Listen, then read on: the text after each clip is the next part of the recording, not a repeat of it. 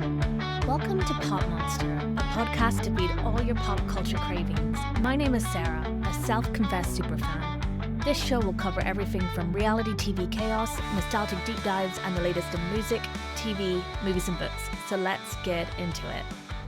We are now into April, and it has been a very big week for me for a multitude of reasons that really outline my arrested development. Straight off the bat, I have to talk about my anger and insatiable need to buy these adult McDonald's Happy Meals. They have just released these collectible McDonald's cards, and I bought this special meal, which I didn't even like, to get 4 of these. And I have to physically restrain myself from purchasing more. In this meal, I got the McNugget Buddies card. And depressingly, that is one of my best moments of 2026 so far. In terms of fast food, I have really fell off on McDonald's. I would rather eat Popeyes or the delicious scoop from Taco Bell. But I have been brought back by McDonald's and purchasing every one of these stupid adult Happy Meals. I have a shelf where I'm displaying this crap. I have the Minecraft toy. I've got the Joey from Friends toy. I've got the Grinch socks that still smell like chips. I don't know how they're going to scam me next, but I can't wait. As we enter this new month, there's been some exciting new releases this week. Goodreads have released their spring reading challenges, and I'm so addicted to the way that they've gamified reading. Of the challenges they've released so far, I've already picked the books I want to read, and I've selected my April TBR. So please check out my IG at PopMonsterPod to see all of that good book stuff. Then we also have some new Bravo premieres this week, and I can't even get into all of the Summer House, West, Amanda, Sierra, this whole mess. I can't get into it. I'm still in a state of mourning. I need some time to pull together my thoughts. But what I will be getting into this weekend is The Valley. So that is back for season 3, and that is one of my favorite current reality TV shows. And it is the only one my partner will watch with me. It's probably time I get into week 4 of MAFS Australia, and just when you think you're finally done with weddings, they hit you with a triple bill.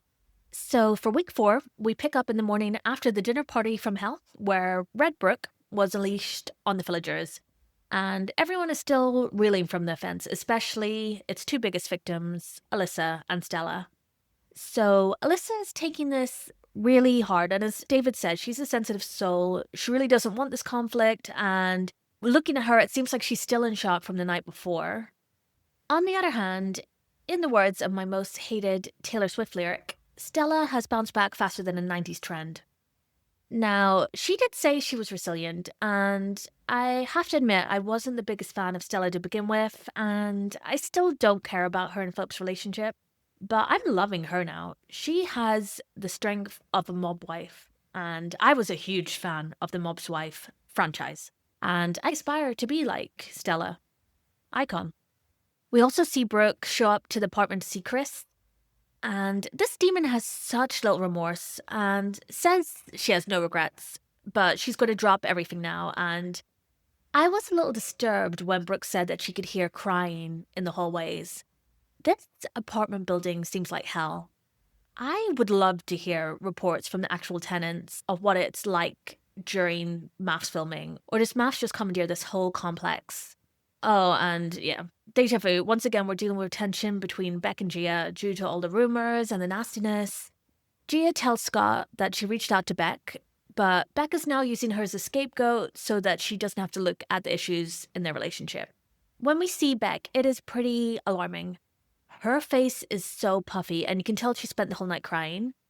Danny spent the night in a separate apartment, but he is meeting her for a conversation this morning. Now, I've been sticking and sagging between my feelings for Danny, and yeah, I'm back to thinking I don't care for him. Not really a fan of Beck either, but Danny has this really dark, manipulative side. So Danny says that Beck has betrayed him for believing this rumor, and she needs to prove that she's right or die. Honestly, I think he did say something along those lines to Gia. Maybe it's been blown a little bit out of proportion, but I think something was definitely said. And he's now using this as an excuse to get on his high horse with Beck. And you can tell he's really getting off on acting like the victim in this relationship. He doesn't give a fuck that Beck has apparently had a breakdown over this. Pretty much all of these men have mummy issues, but Danny's another one to add to the list. So he says that he views women as he views his mum. and his mum would never betray or question his dad. And I don't love this. I find this pretty problematic. Like, maybe his dad was a really great guy, but he's making it sound like his mum just turned a blind eye to a lot of his bullshit. Danny was pissing me off to the nth degree. Okay, for my sanity, I need to move on. So we get into the commitment ceremony. I'm just going to go couple by couple. First, we do learn that Alessandra has lost most of her voice, and I can see how happy this has made Steve. That little slippery eel knows that he's getting away with something now. So first up, we have Alyssa and David, and Alyssa's still feeling very disgusted and embarrassed by the disrespectful behavior at the dinner party. Beck does give an apology, which, yes, yeah, that's absolutely the bare minimum that she could do after the way they were all acting the night before. Either way, Alyssa and David, they seem pretty unshakable. They're doing great. They say they're falling for each other, and they both say stay. Next up, we have Mel and Luke, and they are both glowing, but we all know this is going nowhere. Mel talks some more about how she took on board the experts' advice, and hearing her talk about all of this, I really hope it's genuine, because I was kind of getting the feeling that maybe she was trying to do some image rehab, because she was getting a sense of how she must be coming across. So John gets Mel to talk about all her blue and pink bullshit again. Honestly, I focused on my snack during this. I just shoved a Tim Tam on my mouth and I moved on. But the next stage for these two is moving in together, and big mistake. Huge. These two need the space. They're not meant to cohabitate. They both say stay, but this all seems like a real waste of time to me. Then we finally come to the end of the road for Rebecca and Steve. Yeah, I knew they were finally done when I saw that they were both dressed for one of those traffic light parties. Basically, Rebecca talked about how it all went to shit after the honeymoon and once she started telling him what she needs. These two can't agree on anything, and this heifer Steve can't even conjure up a single thing he's done for Rebecca. He can't pull anything out of his ass that he's done since the last commitment ceremony for her. Alessandra even speaks up after Steve tries to downplay the way that he treated her in that workshop. Her throat sounds fucked, but she channels all of the energy that she has to get one last jab at Steve. In the end, they both say leave, and this was absolutely the right move for Rebecca. She needed to cut the cord, cut her losses. She wasn't going to get anything from this man, and it would just be like getting blood from a stone. Okay, I can fly by Julia and Grayson and Rachel and Stephen because not much has happened with these pairings. The only thing I have to comment on with Julia and Grayson is their wild fashion choices. He is wearing this marshmallowy sweater that fits him like a straitjacket, and she looks like she's prepping to receive open heart surgery. We learn that Julia initiated a kiss with him and they both felt chemistry. They both say stay. I'm not buying any of this. Julia, I have to constantly stop myself from calling Julia Mel. She looks so much like a Mel to me. But yeah, I'm not buying this, and I think that Julia wants more clients for her scam academy. Rachel and Stephen, they're good. They both say stay. They've made up after intimacy week, and she's moved back into the apartment and they've started kissing. I find them very cute, but that's all I've got for them. Next up, we have Gia and Scott. Now, you can tell that Gia has realized that Brooke is dead weight, and she's on a sinking ship and needs to drop anchor. She can see that the tide is turned against her, and she's ready to atone, and she's dressed for court. Her outfit, there's not a boob keyhole in sight. She's basically dressed how a reverend's wife would be in a porno. She also, like Beck, gives an apology to the group. Her and Scott both say stay, but we do hear about a messy argument they had on Saturday on the infamous night when the cast went out. Again, where are the cameras? So Scott wanted to leave because he doesn't drink and was getting bored, and I can't relate to this. I don't drink and I love seeing what stupid shit drunk people are going to do. But he was bored and it sounds like Gia was pretty plastered. The next morning, hungover, she said to him, "You don't like me, you're here for the wrong reasons, and I can get any guy I want." She explains this by saying that she likes to self-sabotage when things are going well. Now, this I can absolutely relate to. I think many people can. I did a lot of this when I was younger, and this is going to sound harsh, but I lose sympathy after a certain point. Gia is 35, and I'm just glad they'll provide some therapy for her at the end of this experiment. We next get into Beck and Danny. So Beck says they had a great intimacy week, But after her questioning the Gia rumor, he says that she needs to rebuild his trust and he doesn't know how she can do that. Throughout all of this, Beck is in hysterics. It's pretty worrying. Now, I feel his reaction is excessive, and this man is putting her through hell. It's just really uncomfortable watching her try to jump through all these hoops for him. Gia seems to show a smidgen of empathy and calls Danny out for gaslighting Beck. This leads to Danny and Gia going back and forth on the rumor, and Gia swears on her daughter's life. Scott completely has her back, and Gia says she's willing to take a lie detector test. To this, I say, let's do it. Let's go full Jeremy Kyle with these two. Even though I know that lie detectors are junk science, let's bring them out. So, all the couples and the experts all seem baffled on how all the blame has been directed at Beck. They both say stay, but these two have no chance. The only couples I'm betting on right now are Alyssa and David and Stella and Philip. Speaking of, Stella and Philip seem so normal that we get almost no screen time with them, and when we see them, they're surgically attached to the mouth. On the couch, John respects how Stella didn't react and how she stayed calm at the dinner party. They both say they're falling in love, and no surprises, they both say stay. I think with the competition between these couples, it's a real domino effect where once one couple says that they're falling in love, they all kind of have to try and catch up. So that takes us to our final couple and next casualty, Brooke and Chris. So Brooke gives a real half-arsed apology to Alyssa and Stella, and nobody's buying it. And Brooke, she just keeps making excuses for herself, and it's just over for her. I did see on after the dinner party or one of the other kind of behind the scenes shows that Brooke is having a baby now with her ex.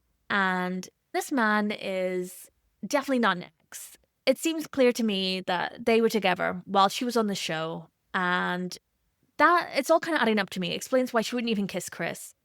And this dope Chris is just so oblivious to how little regard Brooke has for him. He always supports her and clearly has a big crush on her, and I just feel like this man is delusionally holding on to hope. And Brooke makes it very clear that it wouldn't work for them inside or outside the experiment. Now, expert queen Mel will not let Brooke bullshit her way out of everything. Mel says that in all her years in MAFS, she's never experienced a woman be so vicious to other women, that it was relentless, and that Brooke did this for several hours. And, oh, Lord, the raw footage must be horrific. It felt so intense from the little that we saw of the dinner party. So I just can't imagine sitting there for hours. Now, Brooke can't handle this heat. For all her talk, she's such a coward and she pretends she's going to the loo and does a runner. So Chris is left all alone wearing a shirt that perfectly blends into the sofa, and that's the end of Chris and Brooke. So I do think that we had run out of road with the two couples that left after the commitment ceremony, but I just get so attached to the original people. Every year I find it so hard when they leave and hate when the new interlopers come in. It makes me feel like the way that the OGs in Love Island act, where they get really cliquey and are so against the bombshells coming in. So on Tuesday's episode, we got two weddings with the existing couples deciding to attend these. They, of course, sent Gia and Beck to the same wedding, and there's still a lot of tension between them. And one question I have, has Gia got her lips blown up more? They were looking wild in this episode. Deep breath for wedding one. We've got Stephanie and Tyson. So we had Steve leaving, and the MAFS gods decided to bless me with a new nemesis, Tyson. I'm scared of this man. He gives me American History X vibes. He looks like if the actor Russell Tovey had an ASBO. Cliff notes about Tyson. He was in the army and is very disciplined and structured. He doesn't want a woke woman. He thinks that woke women are overweight with green hair. He hates feminists and he loves Trump. I find this such bizarre behavior. Being a Trump supporter is baffling to me if you're an American. So it's even crazier that an Australian is doing this, and Tyson even has a US flag up in his house. How do I put this? I despise Tyson. I really don't like that we're giving him any platform.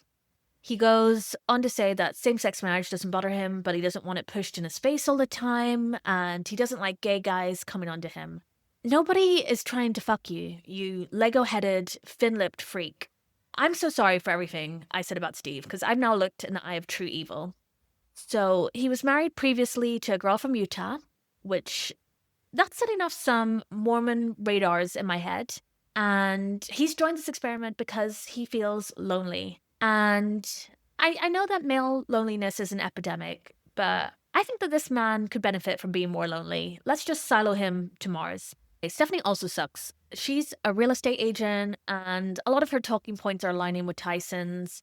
Now, oh, this is rude, and I'm sorry, but these two have such thin lips that their child would be lucky to have the original Kylie Jenner mouth. Stephanie tells us she's never had a serious adult relationship and has big walls up because of her parents' divorce. Children of divorce rise up. Maybe I'm the sociopath, as I'm not still impacted by my parents' split, but come on, Stephanie, walk it off.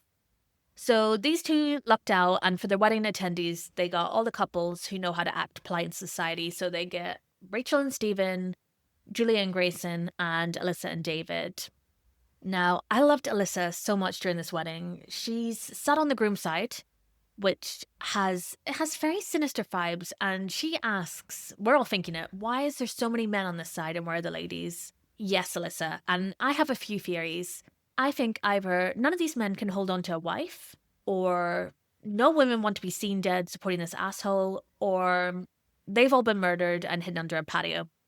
So, right off the bat, Tyson immediately has a few issues with Stephanie. He doesn't like that she's 2 years older, as he wanted someone in their mid-20s. He just wanted someone younger who he can manipulate and will put up with his bullshit. In her vows, she talks about how she's career-minded, and he's not liking her ambition, and he says she has boss bitch vibes. And I didn't know we were still saying that. I feel like all of Tyson's experience of society is through memes. He says she has masculine energy, and he wants submissive vibes. I can't do this. I just can't watch this. I've watched Adolescence. I can't go through this again. In this economy, this man wants 5 kids and basically a fuck maid. Steph clocks his manosphere vibes instantly, and he tries to deny that her dominant energy makes him feel emasculated. And yeah, sure, you baby backed bitch. Okay, I need to move on. I need to move over to the second wedding for Juliet and Joel. So Juliet is a 27-year-old receptionist from Melbourne. She's extroverted, loves life, and likes to say yes to everything. This phenomenon, I blame Shonda Rhimes for this. I would like it if we could please start saying no to life again. We meet her and her sister, and at first I thought they were twins. They're both so stunning, and they have perfect waves. I was very, very jealous. And she shares a lot of the same sentiments that Rebecca did about men finding her to be too much. And speaking of too much, we meet Joel. So people think he's loud and immature when they first meet him. I hard agree. So Joel is 31 and a model, and I think he's hot. I think he's very good looking, but he does look a bit mature. That might just be the salt and pepper hair. He says he used to be a fat Uber driver, and they show this picture, and it is an old topless picture of him showing his tummy from below, like a full porno angle. And oh, I have to be honest, I love a husky man, so I found him more attractive when he was bigger. That picture, it was unflattering, but it was doing something for me. So we learn that Joel has been on a self-development journey for the past 6 years, and he wants someone boisterous. So hearing what Joel and Juliet had to say, I really thought I could see these two working. But I'm almost never right. Oh, sidebar. I loved the shelves that Joel had behind him. He had some anime figurines and physical media, and I loved it. I want to collect Blu-rays too, but I've got too many books, so I can't be filling up the space. This man is trying to do some kind of Mr. Bean thing. He says his best man is his teddy bear. I didn't like this. It scared me, and it also made me miss my Beanie Babies. I really thought they would be my nest egg for an early retirement. But no, here I am. Still working. Oh, also, Joel is another guy that is way too into his mum. So these two drew the short straw, and at their wedding they had Beck and Danny and Gia and Scott. They also had Mel and Luke and Stella and Philip, but those couples can act somewhat normal. Gia is a nightmare at this wedding. She instantly hates Joel, on sight. And I'm getting to the end of my rope with Gia, and I'm not even a fan of Joel. I don't think I could spend more than 2 minutes in his presence. He really reminds me of those silly teachers. I used to have them and they always wanted to be friends with the students. Although there is something I loved about Joel. When we see him at the end of the aisle, he moves his body like a cyborg. So what I mean is he turns to look at Juliet, but he turns his whole body and keeps his neck completely straight. I remember my partner had difficulty watching Howard from Better Call Saul because he had similar robot tendencies. So the first impressions are strong with these two. He thinks she looks like Princess Jasmine, and she thinks he's beautiful and loves how loud he is. And there's a lid for every bin. When they get to their vows, Juliet quotes Charlie XCX, which I thought that would be the worst part, but Joel's vows are too cringe for me to even repeat. At one point, I had to just mute it and read the subtitles until he stopped talking. At the wedding reception, both Scott and Gia will not stop grilling Joel, and I hadn't really seen this side of Scott yet. When Joel says he's a model, Scott is such a shady bitch and says for Kmart or Big W. These two are monsters. Gia then chimes in with, "Oh, what did you ask the experts for?" And Joel responds by saying that he didn't want someone with plastic in their face. So instant shots fired at Gia's lip injections and Botox. Gia says that they like that look because they're from the Gold Coast. And okay, I'm clearly not from Australia, but I've heard that the Gold Coast is the equivalent of the Jersey Shore. Please yell at me if that's wrong. Beck is acting horrified by Gia's behavior, and I agree that Gia should shush and eat her dry-looking chicken. Ugh. They should have put Gia at that other wedding to direct that energy at Tyson. Because Joel's just annoying, but she was too much. It really goes downhill for Joel and Juliet with the wedding speeches. Joel does a Borat impression in the year of our Lord 2026. It's painfully awkward. Her family look horrified, and no one in the whole crowd is laughing at this, apart from his mom. Now, Juliet is completely thrown by his speech and how he didn't mention love once during it. This only gets worse when his mom gives a speech. Now, his mom, she is a tough watch.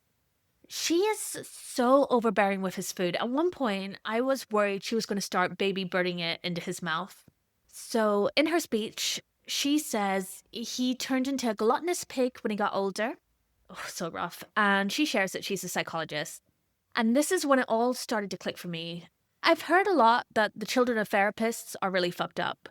So this is all tracking, and the real kicker that skeeves everyone out is when she says he likes to lie on her lap and have his back scratched. No.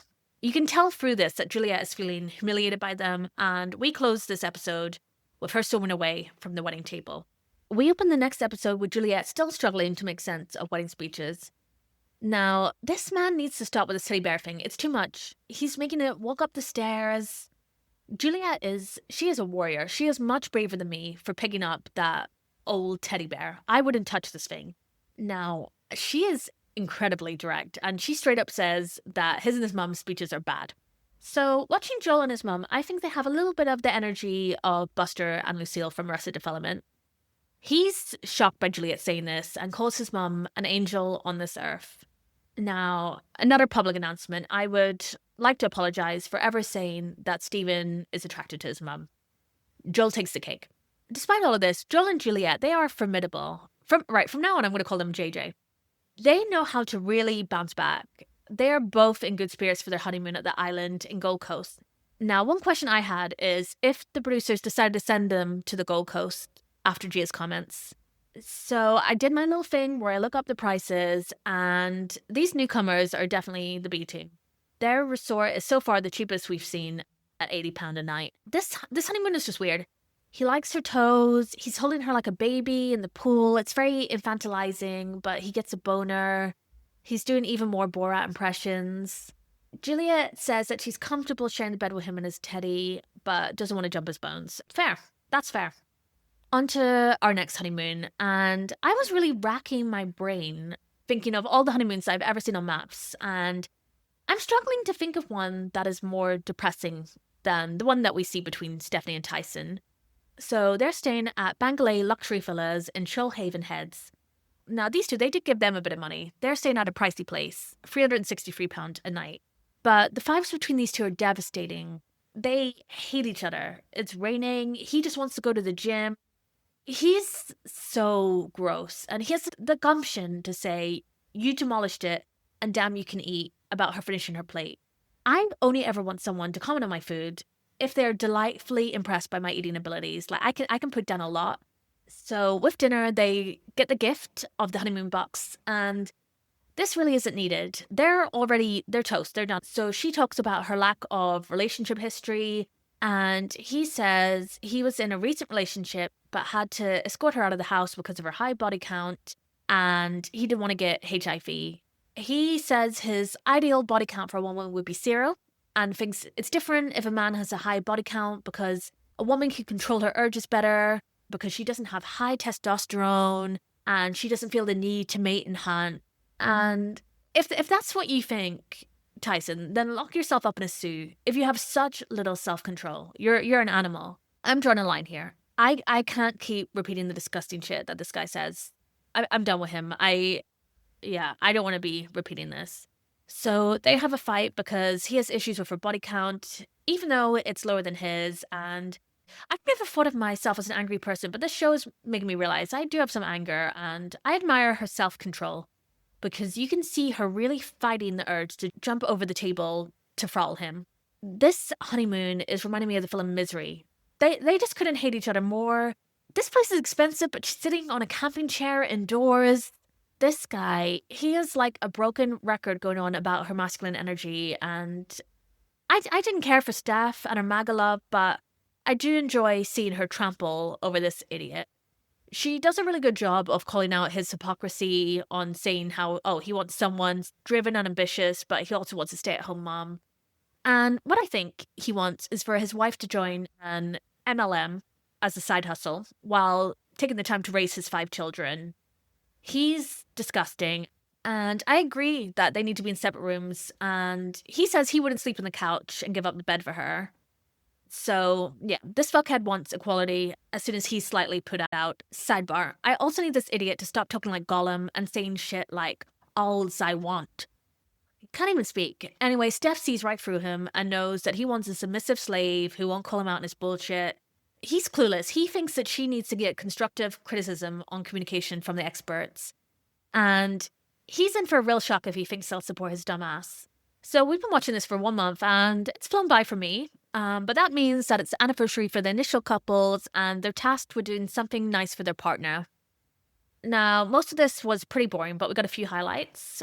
Gia and Scott get matching tattoos, which are hearts with 13 inside. Now, in terms of tattoos, I think this is a relatively safe option. I was worried that they were going to get each other's names, but I think this could just mark their experience on the show.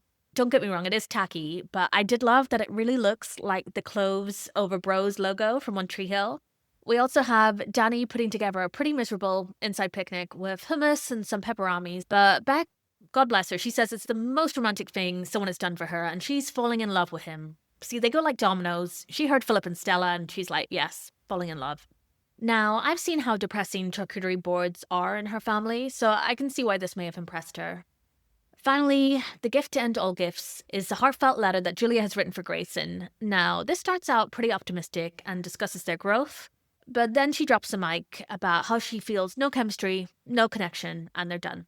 So I'm putting that quite bluntly. Of course, Julia has to say it in a really flowery, bullshitty way.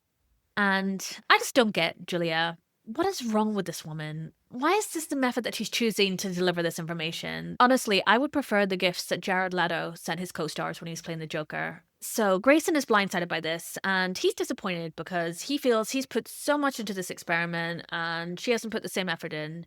And I have to agree with him. I think she knew pretty instantly that she didn't want this man.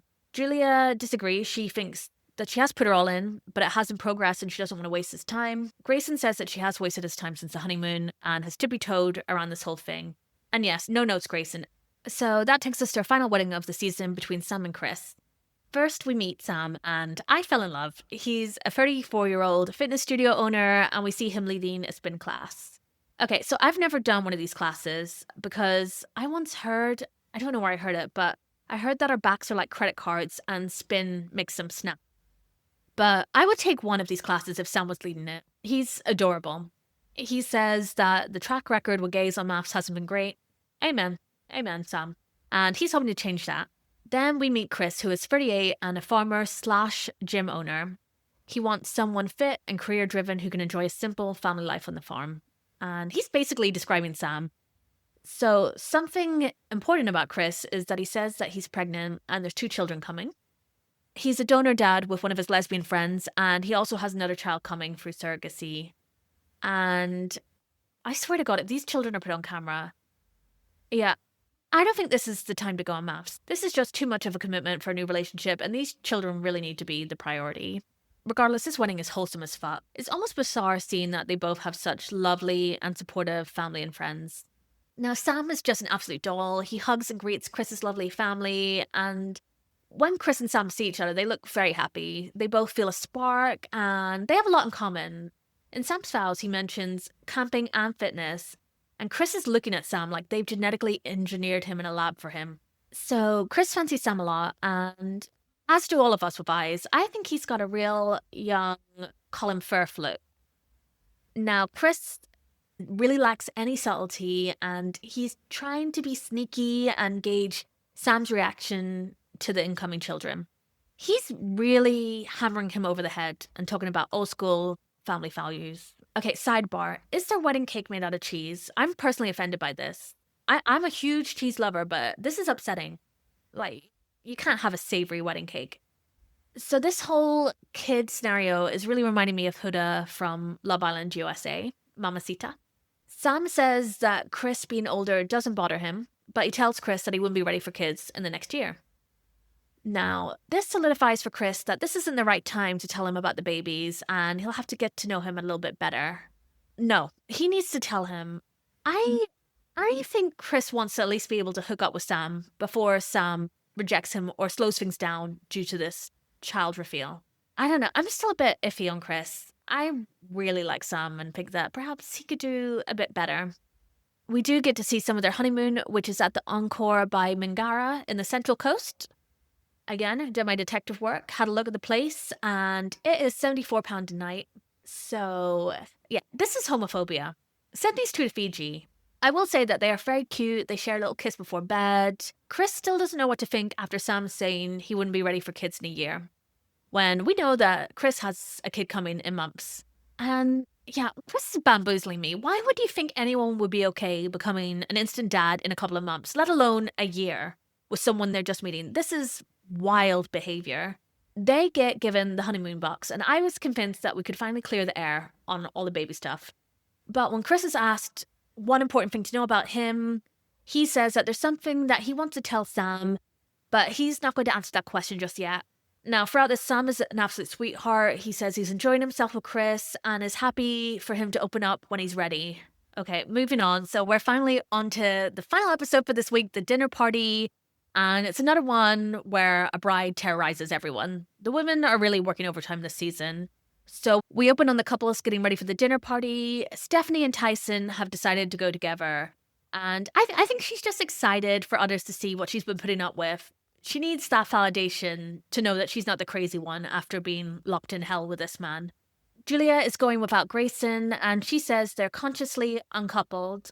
Now, I haven't heard this said earnestly and without any irony since these words were first uttered by Goop. We see that Grayson thinks that Julia had a set idea for what she wanted and that she actually wanted a woman in this experiment. Mel and Luke can move back in together, but this relationship is done. They're sitting on the sofa and there's enough room for Jesus and all of his disciples between them. Yeah, it's over. And this dinner party is just gearing up to be the next battle in the war between Gia and Beck. Gia says that she feels bad for how she treated Alyssa and says that she was influenced by stories that Beck told her about Alyssa from her friends in Adelaide. Now, I'm not buying for 1 second that Gia feels bad. She just wants to weaponize people against Beck. The hypocrisy between these two, like Beck at the JJ wedding, she had an issue with Gia's behavior towards Joel, but now she's taken it upon herself to confront him at this dinner party on his speech. Can we just play Billie Eilish, Birds of a Feather.mp3? Okay, let's get into the cocktail party, and I'm an absolute idiot. It hadn't even registered to me that Chris and Sam would be a surprise for them. I'm dumb. As always, I feel most seen in the show when I look at my main man, Steven. He eats a canapé in one bite like a snake to avoid crumbage. And this man is nothing if he's not relatable. I've almost required the Heimlich multiple times from using the same eating technique. All right, I need to talk about Beck. She is zooming around this cocktail party. I felt like she might have dosed herself with some diet pills from the 1970s. So as soon as she gets in, she has tasked herself with a full Nancy Drew mission to get to the bottom of Julian Grayson and Rachel and Steven's relationships. And Beck, she just isn't slick. She is incredibly transparent. It was immediately clear to me that she is feeling exposed after the Danny Gia rumor, and she wants the spotlight deflected off her couple and back onto the others.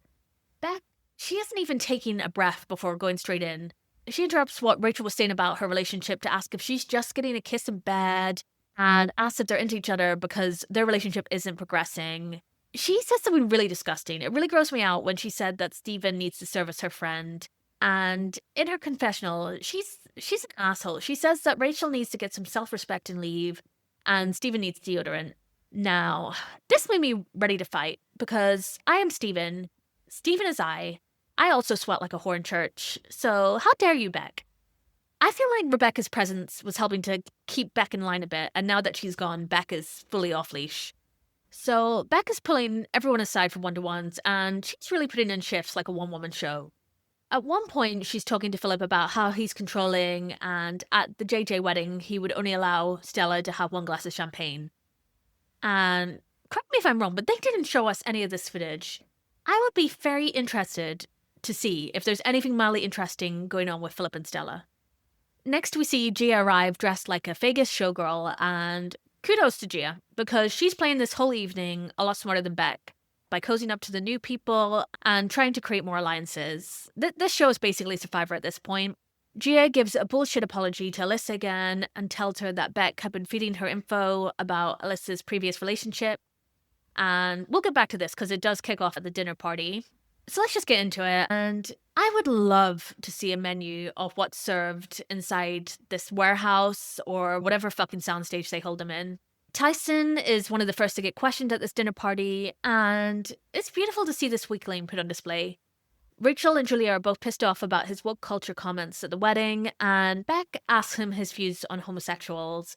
And I love Sam and Chris so much during this. They're both just so unfazed.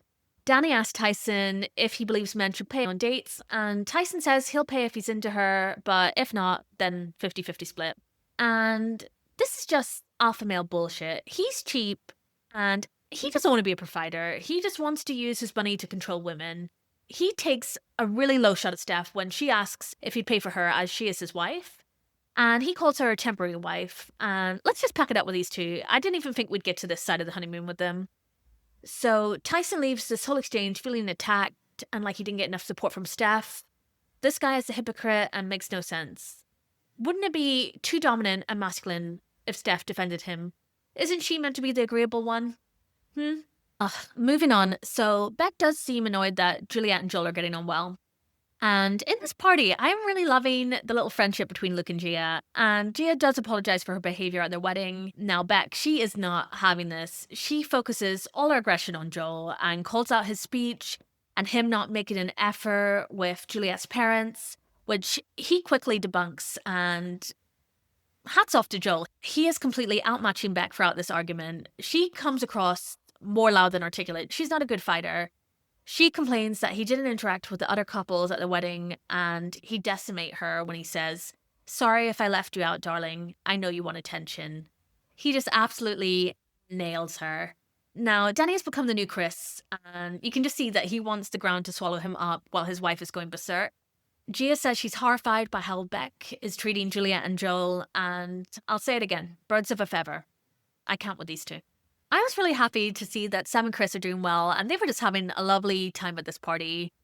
My dream duo, OG and Luke, say that they have great chemistry, and poor Chris accidentally sets off a grenade when he says that he loves Gia and Scott and that they're very cute.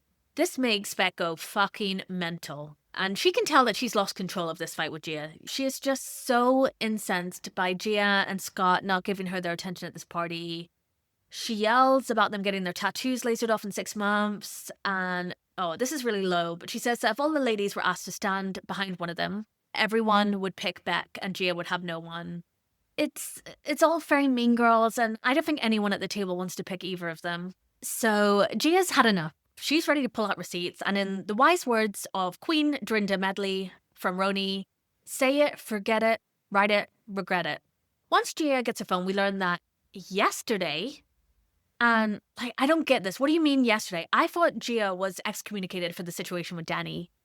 But we learned that yesterday, Beck texted Gia saying that Alyssa is still in love with her ex, and that Alyssa went home for the weekend, and that there's turmoil in her relationship with David. I feel so bad for Alyssa. She's just being used as a pawn between these demons, and I'm sure they're full of shit. But if there is drama between David and Alyssa, we better be seeing it on camera. So Alyssa is fed up with this, and she leaves the table, and I was so worried that she was going to flash a nip in her dress. It was beautiful, but it was held together by strings and a miracle. We do get some resolution with Julie and Grayson. I think that Beck and Gia's ugly behavior scares them straight. They realize they can't be acting like these two. So they apologize and make up. And for the very first time in this show, I was very attracted to Grayson during this dinner party. It was hot when he was telling Beck off. Now, we close the episode with things not looking great for Beck and Danny. He won't even sit with her, and he's just so done. With Beck this episode, we really got a good look of her calculating side. We see her making sure that they're always showing a united front, like Gia and Scott. And something I've noticed about her, she always calls him Daniel when she's spiraling. Now, I'm a bad person. I was dying laughing at the scene where Danny scooches a chair over just to get away from her. I have to ask, is Beck just trying to keep up appearances and lie to the audience, or is she actually lying to herself as well? Is she that delusional? She seems to think that Danny is just tired and he'll be proud of her once he slept. I couldn't tell if she believed this, but she can't be that delusional. Can she? So that wraps up week 4 of MAFS Australia. I will be back next Friday to break down week 5, and I'm also working on a few non-MAFS episodes that I hope to share with you all very soon. So I hope you all liked that episode. Thank you so much for listening. And if you liked what you heard here, please subscribe for future MAFS episodes, artist discography breakdowns, book chat, and pop culture deep dives. You can also find me on Instagram at PopMonsterPod. And if you enjoyed this episode, please follow the podcast on Apple or Spotify. Oh, and YouTube podcast now. And consider leaving a review on Apple Podcasts. It really helps new people find us. DM me on Instagram if you have any ideas for things you'd like me to cover in future episodes. Again, thank you guys so much, and I hope you have a wonderful rest of your day.